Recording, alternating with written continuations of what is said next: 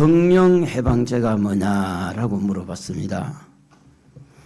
그러니까 성령 해방제는 뭐 이런다 저렇다 대화를 많이 하다가 제가 이렇게 질문을 했습니다. 먼저 용서받지 못한 죄가 뭐냐? 요한일서 5장 16절에 보면 용서받을 죄가 있고 사망에 이르는 죄. 사망에 이르는 죄는 기도하지 말아라. 하나님이 기도 응답 안 해준다. 그 사망에 이르지 아니한 죄는 기도하면 내가 용서하겠다. 말씀이 나와요. 그래서 제가 이제 그 말씀을 읽으면서 뭐라고 했느냐 하면 도대체 사망에 이르는 죄가 뭐냐? 그게 성령 해방죄다. 그 성령 해방죄가 뭘까? 이래서 히브리서 6장에 보니까 한 번 비침을 받고 은사를 맛보고 이렇게 타락한 사람은 다시는 회개케 할 수 없다. 여기 회개케 하는 것은 무슨 이야기인가 하면 회개할 때 누군가의 도움을 통해서 회개가 된다는 거고 내가 회개하려고 마음먹어서 되는 게 아니고 누군가가 회개할 수 있도록 마음을 열어줄 때 회개가 된다는 건데 그래서 그 회개할 수 있도록 도우시는 분이 누구냐 할 때 성령님이라는 겁니다. 다시 말하면 성령 해방죄는 회개가 안 된다는 거예요. 가룟 유다가 예수님을 3번 부인했죠. 회개 안 했습니다. 뉘우쳤어요. 은산식 받고 예수님 팔아서 잘못했습니다. 가져가가지고 물러달라고 했는데 그래서 물르지를 못했어요. 그걸 던져버렸어 돈을. 그러니까 가룟 유다는 은산식 안 가져갔어요. 그래서 그 돈을 가지고 밭을 샀는데 그 밭의 이름이 피밭이라고 하는 겁니다. 피밭. 무슨 밭? 피밭. 피라는 것이 생명입니다.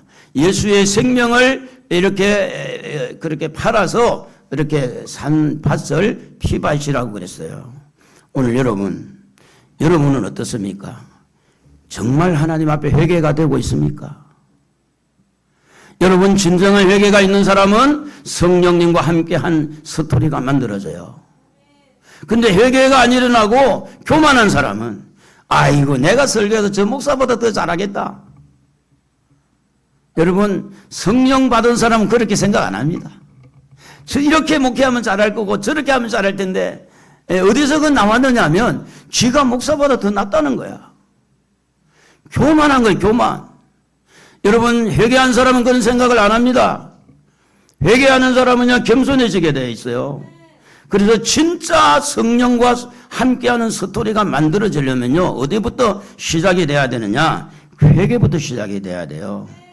할렐루야.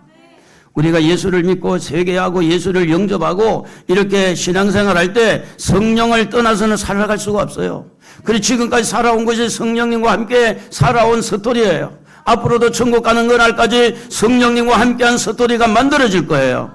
오늘 여러분이 돈 버는 스토리가 있겠고 자녀 키운 스토리가 있겠고 여러분이 직장에 나가서 사업을 하면서 많은 사람과 만나면서 이런저런 대화에 어떤 흔적들이 있겠지만 우리를 거룩하게 하고 우리를 겸손하게 만들고 우리를 하나님을 바라보고 천국을 바라보고 나아갈 수 있도록 우리의 마음과 생각을 다스리시려면 성령이심인 줄로 믿습니다. 성령을 떠나서는 우리가 아무것도 할 수가 없는 거예요.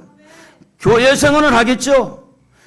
다른 사람이 볼 때는 잘한 것처럼 보일 수 있는 알 수 있어요. 그러나 여러분 예수 믿는 사람은 누수가 없어야 돼요. 하나님과 나 사이에 누수가 없어야 돼요. 죄를 얼마나 많이 지었냐 적겠냐 이 문제가 아닙니다. 하나님 앞에 자기 자신을 그대로 드러놓고 하나님과 밀접하게 되어져야 돼요. 죄를 많이 지은 베드로도 예수님과 그렇게 적대가 돼가지고 예수를 모른다고 예수를 욕하고 저주하고 그렇게 부인했던 사람이 그 베드로를 누가 그를 예수님과 가까워지게 만드느냐? 성령님이에요. 꼭규 수탉 소리입니까? 암탉 소리입니까? 무슨 소리 같아요? 한 번 더 울어볼까요? 꼭규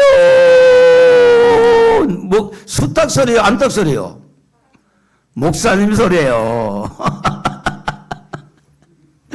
그런데 닭 소리를 들었는데 왜 베드로의 눈에서 눈물이 날까요? 왜 베드로가 닭 소리를 듣고 그렇게 통곡을 하게 될까요? 무엇이 그 마음을 움직였기에 통곡을 하면서 눈물을 쏟아낼 수 있었을까요? 닭소리는 닭소리인데 닭소리를 듣는 순간에 성령께서 역사하신 거예요. 그래서 베드로의 마음에 성령께서 오셔서 네가 나를 3번 부인할 것이다. 예수님의 말씀이 생각난 거예요. 뭐 울기 전에? 닭 울기 전에 네가 나를 3번 부인한다는 예수님의 말씀을 생각나게 떠오르게 하시는 분은 성령님이다 그 말이에요. 그래서 내가 잘못했던 걸 생각하고 내가 교만했던 걸 생각하고 하나님 내가 잘못해서 통곡을 하는 거예요. 오늘 여러분 성령님과 함께 살고 있습니까? 성령님의 인도를 받고 있습니까? 우리가 이 땅에 사는 동안에 여러분의 스토리가 누구와 만나서 결혼하고 누구를 낳고 시집가고 장가가고 이것도 다 스토리입니다. 그러나 결혼 생활도 행복하게 만들 수 있는 스토리는 성령님과 함께 해야 됩니다. 자녀들의 길도 열어주는 것도, 원수를 용서하고 원수를 사랑하는 것도, 이웃을 내 몸과 같이 사랑하는 것도, 이 모든 스토리 안에는 성령이 함께 해 주셔야 됩니다. 내 힘으로 할 수가 없어요.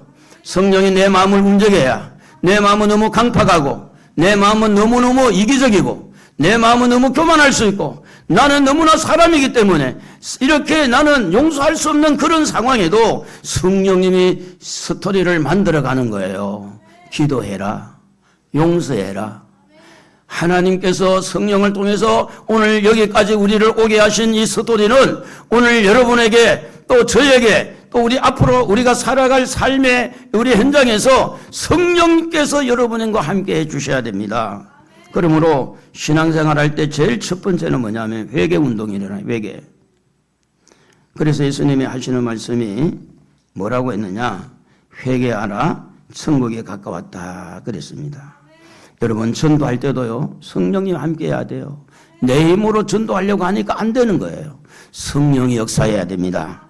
성령을 통하지 아니하고는요 여러분의 말씀을 들을 때도 지식적으로 들을지라도 여러분 가슴 속에 은혜가 되어서 심령이 울컥하고 눈물나게 하고 변화되게 하는 것은 성령이 오셔서 여러분 마음에 말씀이 들리게 해야 되는 겁니다. 성경 말씀, 이 말씀은 귀로 듣는 게 아니에요. 마음의 믿음으로 듣게 하는 거예요. 성령을 통해서 말씀을 듣는 사람과 그냥 지식으로 듣는 사람이 왜 들리느냐? 장로가 돼도 목사가 돼도 계속 싸움박질 하는 사람은 싸움박질해요. 예? 찬바람이 상상 나고 꼭 정치하는 사람들처럼 회장 막 소리 내고 말이었어. 열내가지고 막 그러면서 또 왜 그럴까요? 여러분 우리가요 성령의 인도를 받지 않고 이렇게 내 힘으로 하면 내가 자꾸 나가는 거예요. 내가. 그러나 성령의 감동을 받고 뭘 하면 예수가 나가게 돼 있어요. 성령의 인도를 받으면 하나님의 말씀이 나가게 돼요. 그런데 성령의 감동이 없어서 내가 나가는 거예요. 내 지식이 나갑니다. 내 경험이 나갑니다.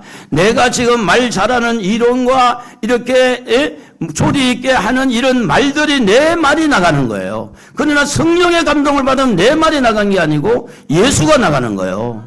성령께서 감동해 주시면 하나님의 은혜가 쏟아지는 거예요. 그렇기 때문에 전도할 때도 우리가 신앙생활 또 가정생활 사회생활 하는데도 성령을 떠나서는 할 수가 없어요.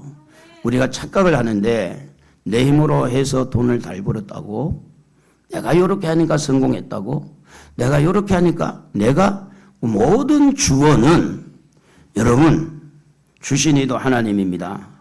가져가신 이도 하나님입니다. 만물이 주님에게로 왔고 만물이 주로 말미암고 만물이 주에게로 가는 것이 그게 뭡니까? 하나님이 주어라는 겁니다. 내 인생의 주어는 하나님이에요.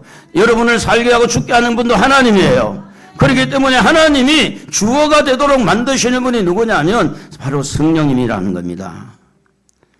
우리나라에 지금 국회의원이 한 300명, 500인가 모르겠는데 한 300명 정도 됐는데 그 당시에 국회의원과 같은 사내들인 공회원이 있는데 70명이 있었어요.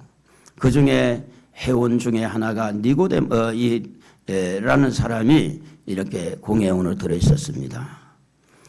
가나 혼인잔치에 물이 변하여 포도주가 된 사건을 보는 거예요. 저를 한번 보시고 한번 해보겠습니다. 저를 한번 따라서 하면 됩니다. 그러면 졸음도 떠나가. 자, 한번 해봅시다. 예수님이 말씀하시니 물이 변하여 포도주 됐네. 이렇게 하는 거예요. 예수님이 말씀하시니 물이 변하여 포도주 됐네. 예수님이 물이 변하여 포도주 된 예수님 나에게도 말씀하셔서 새롭게 변화시켜 주소서. 니고데모가 가만히 본 거예요. 예수님에 대해서 살핀 겁니다. 어째서 가나오는 자의 포도주가 모자라는데 물이 변하여 어떻게 포도주가 됐느냐, 이것이 니고데모에 영향을 끼친 겁니다. 그래서 예수님을 찾아오는데 밤에 왔어요. 예수님, 당신이 하나님부터 오지 않았다면 이런 능력이 어디서 나타나겠습니까? 당신은 분명히 하나님으로부터 오신 분 아닙니까? 와서 질문을 하는 거예요.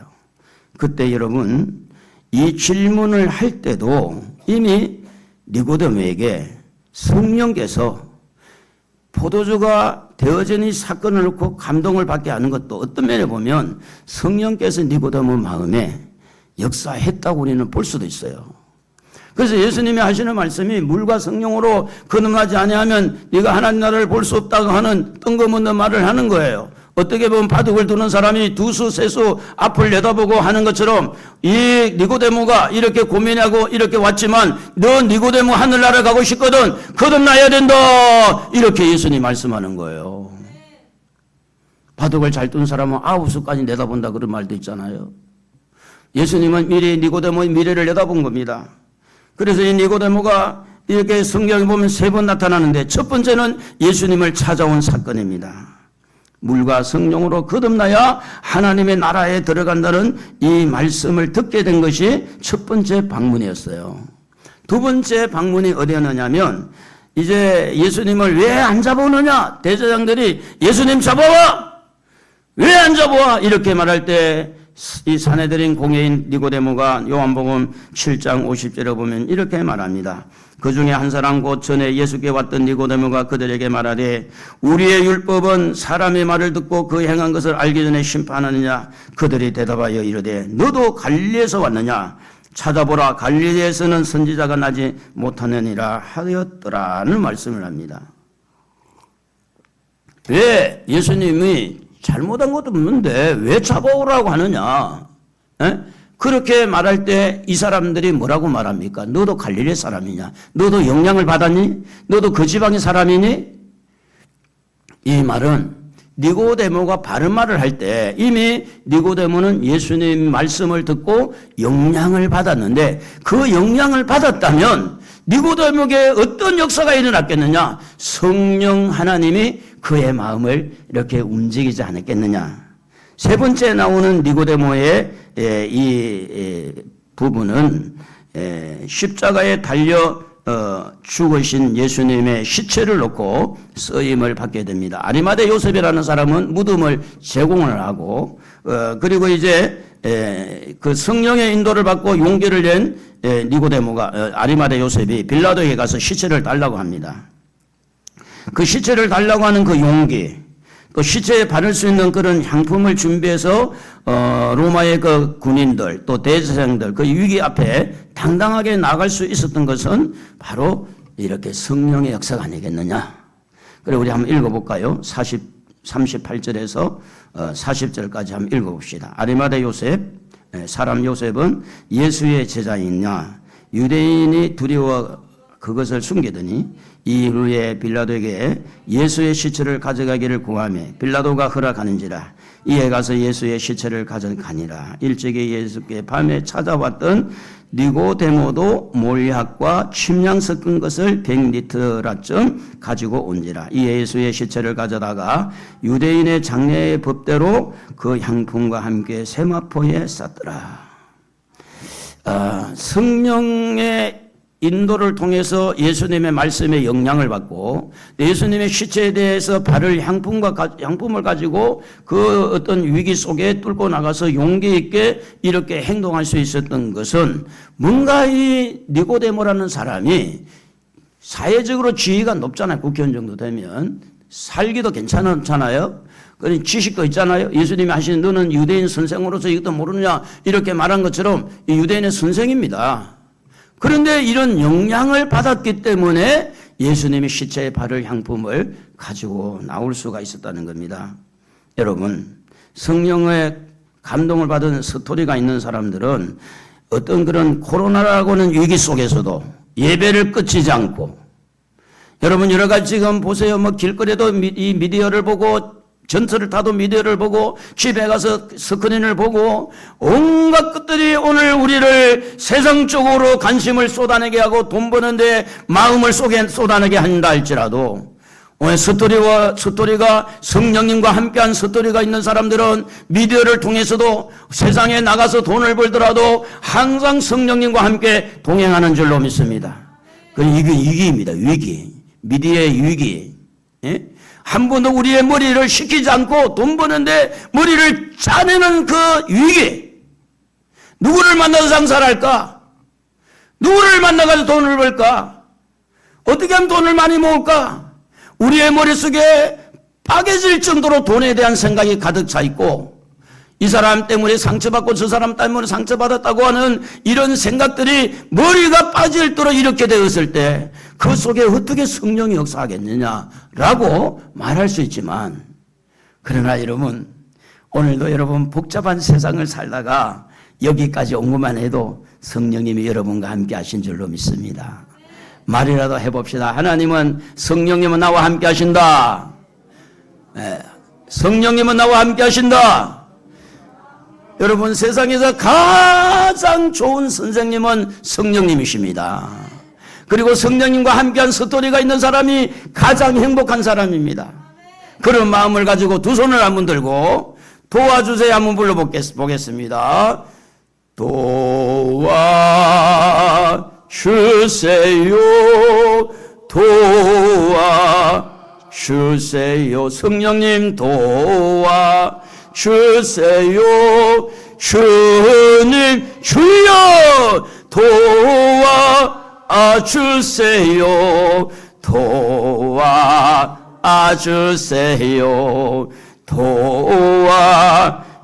도와주세요, 주님. 죄를 끊을 수 있는데도 용기가 필요합니다. 미디어를 끊을 수 있는 것도 용기가 필요하고, 마약을, 알코올을 끊는데도, 음란을 끊는데도 용기가 필요합니다. 그 용기를 누가 주느냐? 성령님이 주시더라 그 말입니다. 성령님 인도를 받고 성령님과 교통하고 성령의 이 어떤 건 스토리가 만들어지는 사람은 어떠한 위기 속에도 머뭇거리지 않습니다. 갈 길을 가는 겁니다. 나는 가리라, 주의 길을 가리라. 주님이 가신 그 길을 발자취를 따라서 좁은 길을 강하고 십자가의 길을 가는 것은 성령님과 함께한 스토리가 있기 때문에 그렇다는 겁니다. 성령 하나님은 어떤 일을 하더라도 당당하게, 용기 있게, 확실하게 하나님이 기뻐하는 그 길을 선택할 수 있도록 힘을 주시는 분이 성령님이십니다. 그리고 회개도 하는 것도 용기가 있어야 돼요. 제가 잘못했습니다. 용기가 있어야 돼요. 성령님이 그렇게 한다 그 말입니다. 예수를 믿는 것도 용기가 있어야 돼요. 여러분, 우리가 잘나는 대로 가나안 땅을 정복하기 위해서 요단강을 건너가기 전에 하나님은 여호수아에게 너는 마음을 강하게 하고 담대하라고 할 때 그것은 뭐냐면 용기를 가지라는 용기. 하나님을 우러러보고 여호와를 앙망하는 자는 새 힘을 얻는다고 할 때 그게 바로 용기입니다. 용기. 그러므로 여러분, 회개하는 것도요 용기가 있어야 돼요. 예수님이 마태복음 4장 7절에 회개하라 천국이 가까웠다고 그랬습니다. 회개해야 천국 갑니다. 회개하고 사십니까? 옆에 사람하고 이야기해요. 회개하고 사세요? 물어봐요. 솔직하게 물어봐요. 뭐 내가 회개할 게 뭐가 있어? 자기는 잘났는데 다 내가 잘났다는 거야. 나보다는 목사님이 더 못하고 나보다는 권사님이 더 잘못하고 거기에는 목사님 있고 권사님 있고 장로는 있는데 예수는 없는 거야. 예수는. 여러분 우리는 어디에서 회개해야 됩니까? 예수 앞에 회개하는 거예요. 하나님 앞에 회개하는 거예요. 하나님의 거룩함 앞에 우리는 회개하는 거예요. 회개하는데 누가 은혜를 주셔야 되느냐? 성령님이 회개할 용기를 주고 회개의 눈물을 흘리게 하고 성령님이 죄를 깨닫게 하고 성령님이 내가 지금 너무너무 지금 더러워져 있는 상태라는 것을 깨닫게 할 때 우리는 용기 있게 하나님 내가 잘못했습니다. 기도하지 않음에도 불구하고 난 죄 없다고 하는 사람, 믿음으로 살지 않으면서도 죄 없다고 하는 사람, 그것을 깨닫게 하시는 분이 누구냐면 성령님입니다. 오늘 여러분 회개하는데도 여러분 힘으로 아니에요. 성령이 여러분을 도우셔야 됩니다. 할렐루야. 우리 눈에서 눈물 나게 하고 찬양하다가 눈물 나게 하고 말씀 읽으면서 눈물 나게 하고 그리고 지금 세상을 바라보며 눈물 나게 기도하는 이런 일들을 누가 하느냐? 성령님이 하는 거예요. 성령님이. 여러분이 예수를 믿는 줄로 믿습니다. 여러분 예수를 믿는 그 믿음 안에 여러분 힘으로 믿었겠느냐? 아닙니다. 성령이 여러분을 도왔어요. 내 힘으로 믿은 게 아닙니다. 내가 믿었다는 것은 내가 책임지는 거예요. 그러나 성령이 나에게 오셔서 믿어지도록 하고 믿음을 갖게 성령께서 했다면 성령님이 책임을 지는 겁니다. 에베소 2장 8절에 보면 너희에게서 믿음이 있어서 믿음으로 말미암아 구원을 얻은 것이 너희에게서 난 것이 아니라 하나님에서 난 것이다. 그러므로 행위에서 난 것이 아니니 누구든지 이 믿음을 자랑할 수 없다. 왜 그러냐? 내가 믿어서 그런 게 아니고 하나님이 나에게 믿음을 선물로 주셨고 그 선물을 받아들일 수 있도록 성령께서 우리에게 오셔서 감동을 주고 받아들이도록 마음을 열어주니까 자랑할 것은 오직 예수밖에 없어요. 나의 나 된 것은 하나님의 은혜다. 내가 잘나서 믿는 게 아니라니까요. 할렐루야. 왜 자꾸 내가 나오냐고. 그럼 내가 책임을 질 거냐고. 주님이 나와야지. 성령님과 교통하는 사람의 스토리는 항상 주님이 나오게 돼 있어요. 성령은 예수님이 나오게 돼 있어요. 예수님이 생각나게 하고 말씀이 생각나게 하고 그래서 내가 무슨 말만 하면 예수가 나오게 된다는 거예요. 오늘 여러분 성령님과 스토리가 함께하는 스토리가 만들어지기를 바랍니다. 우리가 거듭났습니다. 예수를 믿고 거듭난 것도 여러분 내가 거듭났다고 하기가 어렵습니다. 물과 성령으로 거듭난다 그랬어요. 물은 씻는 것을 말할 뿐 아니라 물은 베드로전서 1장 23절에 보면 바로 우리가 거듭난 것은 살아있는 말씀으로 거듭났다 그랬어요. 그런 면에서 볼 때 말씀과 성령은 하나님의 것입니다. 내 것이 아니에요. 말씀으로 거듭나서 그 말씀이 나를 거듭나게 한 거지 내가 거듭난 게 아니라니까. 성령이 나를 거듭나게 하는 건 내가 거듭난 게 아니고 성령이 나를 거듭나게 했다는 거예요.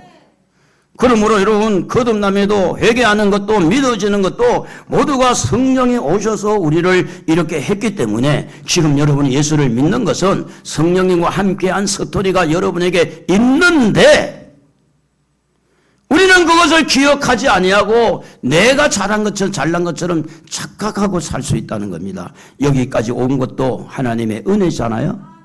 성령님이 여러분을 인도했잖아요. 말씀을 들으면서 아멘 아멘 하는 것도 성령이 역사하는 거 아닌가요? 그러므로 여러분 유치한 질문 같지만 여러분 거듭났습니까? 거듭났어요? 거듭남의 스토리가 여러분 잘 기억해 보세요. 내가 잘나서 거듭났는가? 하나님의 은혜다. 그래서 여러분 이 말씀을 기억하면 좋아요. 고린도전서 12장 3절에 보면 그러므로 내가 너희에게 알리노니 하나님의 영으로 말하는 자는 다 같이 읽어볼까요? 누구든지 예수를 저주할 자라 하지 아니하고 또 성령으로 하지 아니하고는 누구든지 예수를 주시라 할 수 없느니라. 예수를 믿으십니까? 성령을 통해서 믿게 했다 그 말이에요. 그러므로 예수를 믿는 여러분에게는 성령님과 함께 서토리가 지금까지 있었는데 우리가 생각할 때 그것을 생각을 못하고 살아온 거예요. 아, 성령님이 나에게 오셔서 이런 믿음을 주시고 예수님을 주라고 시인하게 하는 것도 다 성령님이 하셨구나. 믿음을 선물로 받게 하신 분도 성령님이 하셨구나. 회개한 것도 성령님이 하셨구나. 좀 아멘 좀 해봐요. 아멘. 거듭나게 하신 분도 성령님이 하셨구나. 할렐루야. 오늘 이 자리에 앉은 것도 성령님이 나를 인도하셨구나. 이런 것들을 내가 믿고 인정할 때 분명한 것은 하나님께서 성령과 함께 여러분의 서토리를 만들어 왔지만 우리가 그렇게 인정을 하지 아니하니까 기억이 안 나는 거예요. 인정해야 돼요. 내가 거듭난 것도 누가 도와줬어요? 성령이. 내가 믿는 것도 누가 도와줬어요? 성령이. 내가 거듭난 것도 누가 거듭나게 했어요? 성령이. 그러므로 여러분은 성령님과 함께한 서투리가 지금까지 있었기에 이 자리까지 오지 않았겠어요? 성령님이 인도했었기 때문에. 할렐루야. 앞으로도 그 성령님과 함께 천국 가는 그날까지 서투리를 만들어갈 수 있기를 주의 이름으로 축복합니다. 마태복음 16장 16절에 보면 주는 그리스도시요 살아계신 하나님의 아들이라고 베드로가 고백할 때 예수님이 하시는 말씀이 이렇게 했습니다. 시몬아 네가 복이 있도다. 17절에 보면 이를 네게 알게 하니는 혈육이 아니라 하늘에 계신 내 아버지시니라고 말씀합니다.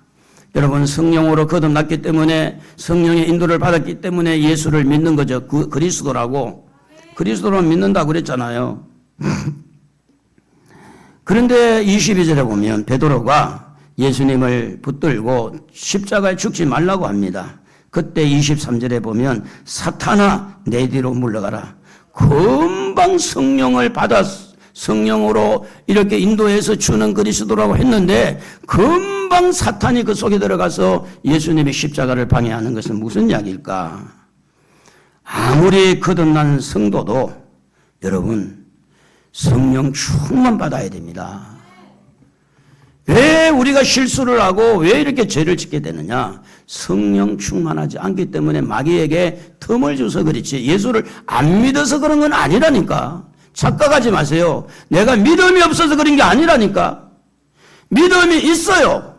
그런데도 왜 그들에게 마귀에게 틈을 보여가지고 예수님의 십자가를 방해하게 되느냐?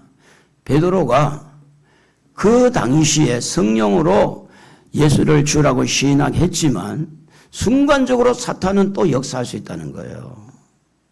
그래서 우리는 뭘 받아야 되느냐? 성령 세례를 받고 성령 충만을 받아야 됩니다. 요한복음 20장 22절에 보면 예수님이 이렇게 말씀합니다. 숨을 내쉬면서 성령을 받으라고 말합니다. 베드로나 이 제자들이 이미 예수님의 십자가를 믿고 성령으로 거듭났는데 왜 그들에게 또 숨을 내쉬면서 성령을 받으라고 했을까요? 사도행전 1장 5절에 요한은 물로 세례를 베풀었지만 너희는 맨날에 못돼서 성령으로 세례를 받으리라. 이미 성령을 받아 거듭남의 성령을 받았는데 왜 그들이 또 성령의 세례를 받으라고 말을 했을까요? 이건 예수님의 말씀입니다. 제가 이번에 그 베트남에 가서 그 목사님들한테 물어봤잖아요. 그러니까 언제 거듭났습니까? 예수 믿을 때. 맞잖아요. 근데 이분들은 방언이 없어요. 방언 안 해요. 이분들은 손을 드는 것도 없어요. 조용해요. 아주 조용해요. 한번 들어보지 뭐. 아주 조용해요. 그런데 가가지고 막 손 들어가지고 주여 주여 하고 막 그냥 이렇게 막 도와주세요. 뭐 예수님이 종을 이러니까 선교사님이 좋아가지고 목사님이 저의 한을 풀어줬습니다. 예? 여러분 이미 거듭난 사람에게 지금 예수님 뭐라고 말합니까? 숨을 내면서 성령 받으라고 그럽니다. 이미 성령 받았지만 예수님이 뭐라고 말합니까? 성령 세례 받으라고 그러잖아요. 할렐루야. 우리가 이미 젓가락을 두 개로 보면 젓가락 하나는 우리를 거듭나게 했다고 쉽게 설명하면 그래요. 거듭났다고 이렇게 본다고 하면 이미 우리 안에 성령이 계시잖아요. 그런데 예수님은 성령 받으라 그러잖아. 또 예수 성령 세례 받으라 그러잖아요. 이미 예수를 믿고 있는데 그런데 이 젓가락 이 예수 다른 알로스라는 이 단어인데 똑같은 똑같은 성령이 똑같아요. 내 안에 성령이 쌓여 있는데 또 성령 세례를 받으라고 하는 거예요. 그래서 사도행전 2장 2절에 보면 성령 세례를 받는 현장이 어떻게 됐냐? 급하고 강한 바람 같은 소리, 불의 혀같이 갈라지는 것들이 이렇게 각각 그 위에 머무는 것을 보게 되는데 4절에 보면 이렇게 말합니다. 그들이 다 성령의 충만함을 받고 성령의 말하게 하심을 따라 다른 언어들로 말하기를 시작하니라. 그래 제가 이제 그렇게 말했어요. 이번에 베트남에 가서 목사님들이 교단에서 가르치는 것도 있지만 교단이 성경 위에 올라가면 됩니까? 안 됩니까? 안 된다는 거예요. 그러면 성경에 방언이 있으면 방언해야지. 방언하면 맞잖아. 성경에 방언 없으면 안 하지만 방언도 있고 예언도 있고 우리가 아무리 은사를 받고 능력을 받고 그래도 항상 어디 밑에 해야 돼? 성경 밑에 있어야 돼요. 교단에서 이렇게 하기 때문에 안 된다? 나라에서 이렇게, 나라에서 코로나기 때문에 예배 드리지 말라고. 그게 다 어디에 있어야 돼? 성경 밑에 있어야 돼. 성경 밑에. 우리는 성경이 최고입니다. 할렐루야. 그래서 오늘 읽은 말씀 사도행전 2장 4절에 보면 성령 세례와 성령 충만이 상당히 이렇게 관련해 있다는 겁니다. 성령 세례를 받을 때 성령 충만하고 성령이 충만할 때 이미 성령 세례를 받은 거고 그래서 제가 이번에 베트남을 갔다 왔더니 내가 성령이 더 충만해진 것 같아. 내 느낌이라 내 느낌. 내가 그런 것 같아. 처음으로 외국에 가서 설교했다고 이제 제가 그랬는데 우리 아이 이야기 들으니까 오래전에 몇십 년 전에 필리핀 가서 한번 설교를 한 적이 있대 그래요. 젊었으니까. 그때는 뭐가 뭔지도 모르고 했겠지만 여러분 성령 세례를 받으니까 바람 같은 성령, 불 같은 성령이 맺는데 바람 같은 성령은 바람은 이 모든 식물을 살리는 것처럼 성령 세례가 들어오면 우리 심령을 살리고 우리의 부분의 가족들과 이웃들을 살리는 일을 하는 거예요. 살리는 거. 성령께서 임하니까 불같은 성령이 임하는데 가슴이 뜨거워지는 거예요. 그 뜨거워지게 하는 거예요. 모든 게 뜨거워지게 하는 거예요. 쉽게 말하면 딱딱한 마음들을 뜨끈뜨끈하게 만들어주는 거예요. 부드럽게. 그래서 성령이 충만하니까 성령이 말하게 하심에 따라 말을 했더니 그게 뭐야? 방언이었어. 방언을 하더라는 거예요. 성경은 계속해서 이 성령님과 함께 한 스토리가 사도행전에 기록이 되어 있는데 사도행전 8장 14절에 보면 예루살렘에 있는 사도들이 사마리아에 하나님의 말씀을 받았다함을 듣고 베드로와 요한을 이제 파송을 하죠. 근데 그들이 내려가서 그들에게 안수하니까 성령이 그들에게 임하는데요. 사도행전 8장 16절에 보면 아직 한 사람에게도 성령 내리신 일이 없고 오직 예수의 이름으로 세례만 받을 뿐이더라. 17절에 보면 이에 두 사도가 그들에게 안수함에 어떻게 됐어요? 성령을 받은지라 이렇게 됐습니다. 안수할 때 성령이 임하는 거예요. 사도행전 19장 9절에도 바울이 그들에게 안수함에 성령이 그들에게 임하심으로 방언도 하고 예언도 했다 이렇게 기록이 되어 있어요. 성령이 임하는 그런 모습들은 다양합니다. 기도할 때 그냥 성령이 임하기도 하고 또 안수할 때 임하기도 하고 그렇잖아요. 혼자가 산에 가서 기도하다가 성령 받을 수도 있고 또 교회 와서 눈물을 흘리며 기도할 때 성령 받을 수 있고 그 성령께서 다양하게 역사하는 거죠. 성령이 임하면 다양한 은사가 우리에게 임하는데 그중에 방언이 많이 이렇게 어떤 면에 보면 제일 쉽기도 하고 방언이 많이 표적으로 나타나기도 합니다. 그리고 예언이 있습니다. 예언. 가르치는 은사 이런 것이 있어요. 로마서 12장 6절에서 우리 한번 성령께서 이렇게 임하고 난 다음에 각양다른 은사가 있는데 한번 읽어볼까요? 우리에게 주신 은혜대로 받은 은사가 각각 다르니 혹 예언이면 믿음의 분수대로 혹 섬기는 일이면 섬기는 일로 혹 가르치는 자면 가르치는 일로 혹 위로하는 자면 위로하는 일로 구제하는 자는 성실함으로 다스리는 자는 부지런함으로 긍휼을 베푸는 자는 즐거움으로 할 것이니라. 그러니까 이제 받은 은사대로 이렇게 잘 할 수 있도록 성령께서 계속해서 선생님이 돼가지고 이렇게 가르쳐 준다는 겁니다. 그래서 은사 중에 가장 많이 은사가 드러나고 또 가장 쉽게 접근할 수 있는 은사 중에 하나가 모든 사람이 받을 수 있는 그 은사가 방언 은사는 방언 은사. 방언을 받으면 그럼 어떻게 좋으냐? 고린도전서 14장 2절에 보면 방언을 말하는 자는 사람에게 하지 아니하고 하나님께 하나니 이는 알아듣는 자 같고 영으로 비밀을 말함이라. 14장 4절에 보면 방언을 말하는 자는 자기의 덕을 세우고 이래 됐어요. 자기의 덕을 세우고. 방언을 하면 자기에게 이익이 있다는 거예요. 방언하면. 기도문이 열리고 기도가 기표가 되고 그러니까 내가 지금 기도하지 못한 것들을 하나님이 기도하게 하고 방언으로 기도하니까 내가 지금 어떤 문제가 일어날지 모르지만 영적으로 하나님 아시니까 그걸 기도하게 만든다는 거예요. 그리고 예언은 이제 교회의 덕을 세운다 그랬죠. 근데 은사를 받은 사람들이 가장 여러분 조심해야 될 일이 뭐냐면 교만입니다. 교만. 목사님은 방언도 못하니까 나는 방언을 하는데 목사님은 예언 못하니까 나는 예언하는데 이게 사탄이야, 사탄. 이 교만한 거 그거는 이미 사탄이 역사하고 있는 거예요. 어떤 은사를 받아도 여러분 어떤 은사를 받아도 은사는 하나님이 일하라고 주는 거기 때문에 구원하고 아무 상관없어요. 천국 가는 거하고 아무 상관없어요. 이단들도 방언하잖아요. 예언하고 무당도 지금 예언하는데 점치는데 무당처럼 하면 안 돼 교회 성도들은.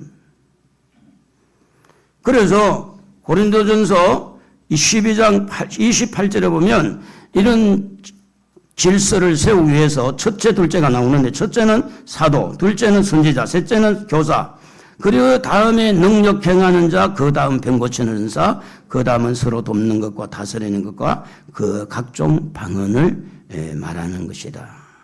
여러분 그 정철이라고 하는 영어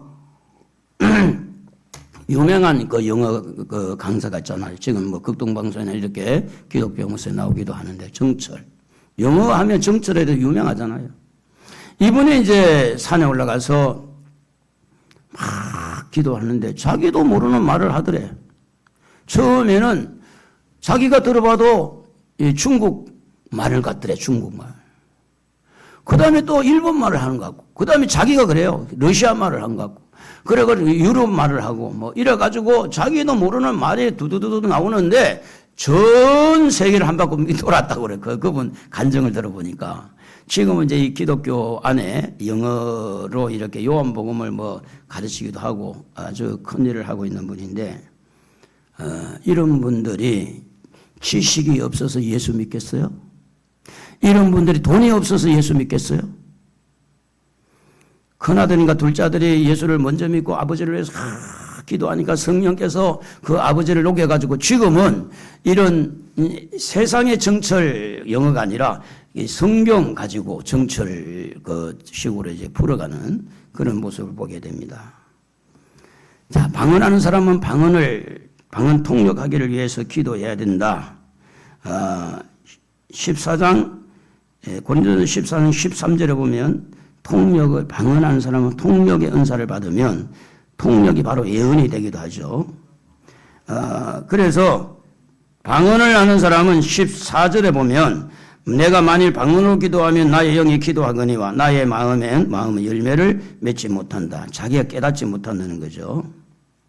자, 그래서 사도 바울은 방언에 대해서 이런 이야기를 했어요. 14장 18절에 보면 내가 너희 모든 사람보다 방언을 더 말함으로 하나님께 감사한다. 사도 바울은 방언을 했다는 이야기죠. 19절에 보면 그러나 교회에서 내가 남을 가르치기 위하여 깨달은 마음으로 5마디 말하는 것이 1만 마디 방언하는 것보다 나으니라. 1만 마디. 그래서 방언도 해야 되지만 깨닫는 말씀을 전하는 게 더 중요하다. 그래서 13장에 가지고 고린도전 13장 1절에 보면 천사의 말을 해도 사랑이 없으면 소리나는 물리는 꽹과리가 되고, 또 2절에 보면 예언하는 능력이 있어 모든 비밀과 모든 지식을 알고 산을 옮길 만한 믿음이 있을지라도 사랑이 없으면 아무것도 아니다. 그래서 3절에도 보면 내게 있는 모든 걸 구제하고 몸을 불쌍하게 내줄지라도 사랑이 없으면 아무 유익이 없다. 성령님과 함께하는 스토리는 뭘 이야기하느냐? 은사만 중요하게 여기는 게 아니에요. 그 은사를 가지고 어떻게 하면 사랑하고 덕을 세우는데 이렇게 쓰이는 거예요. 이게. 그래서 사도 바울은 그렇게 말을 했어요. 성령이 나타나기 위해서 두려운 마음을 가졌다 그랬는데 고린도전서 2장 3절에 보면 내가 너희 가운데 거할 때 약하고 두려워하고 심히 떨었노라. 4절에 보면 내 말과 내 전도함이 설득이 있는 지혜의 말로 하지 아니하고 다만 성령이 나타나심과 능력을 하여 이렇게 있습니다. 성령이 나타나기 위해서 두렵고 떨리는 마음을 가졌다. 그렇게 말합니다. 여러분은 어떻습니까? 설교 시간에 성령님과 함께 설교를 들으면 설교가 무슨 말인지 이해가 되게 돼요. 설교가 내 귀에 들려야 일단 졸음을 이길 수가 있어요. 제가 막 소리도 지르잖아요. 그래도 졸음이 오잖아요. 왜 그럴까요? 설교가 귀에 안 들어온다는 거야. 무슨 말이지? 무슨 말이지? 제가 이번에도 필리핀 가서 이제 설교하게 대해서 잠깐 이야기하다가 목사님 지난주에 설교 제목 아십니까? 목사님들도 몰라. 자기가 설교해놓고.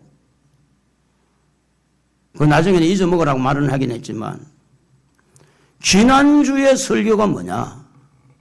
그래서 제가 설교 다음에 오면 또 설교에 대해서 좀 해주세요. 막 이런 이야기도 듣긴 했는데 제가 설교를 잘한다는 이야기가 아니에요.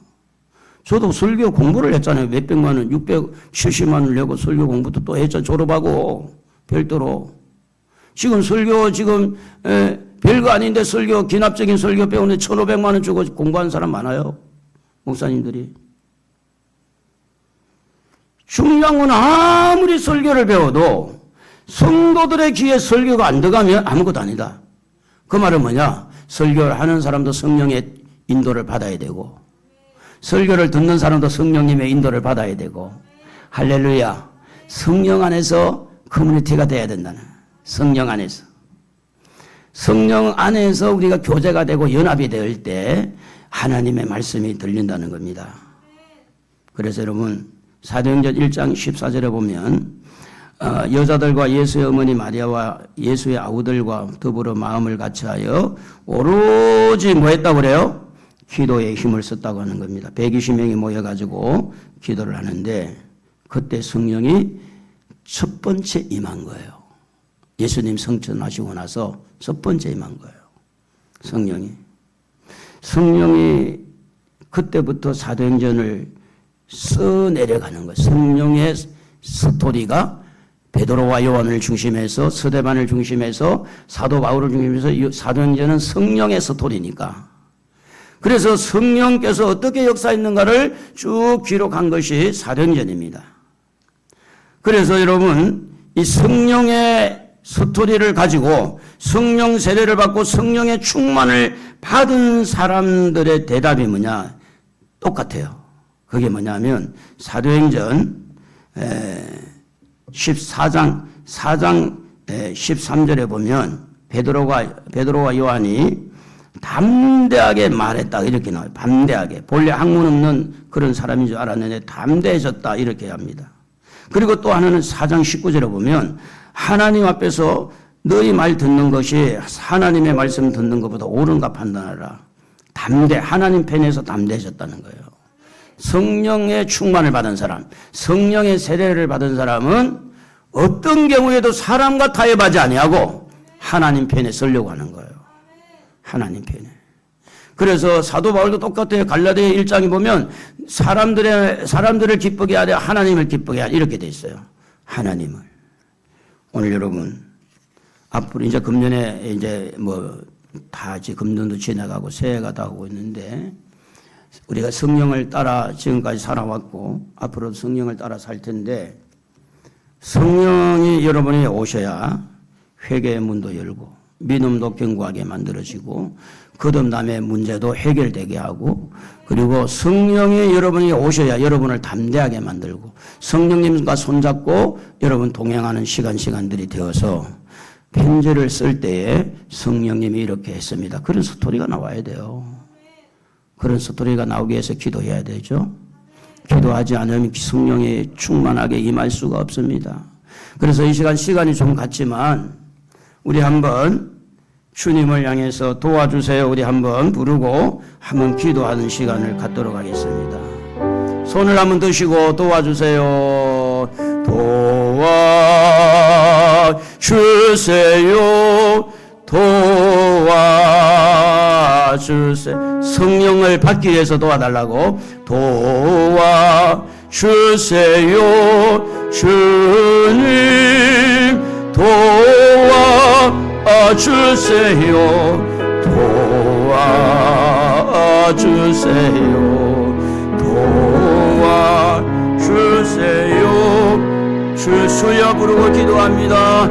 주여 주여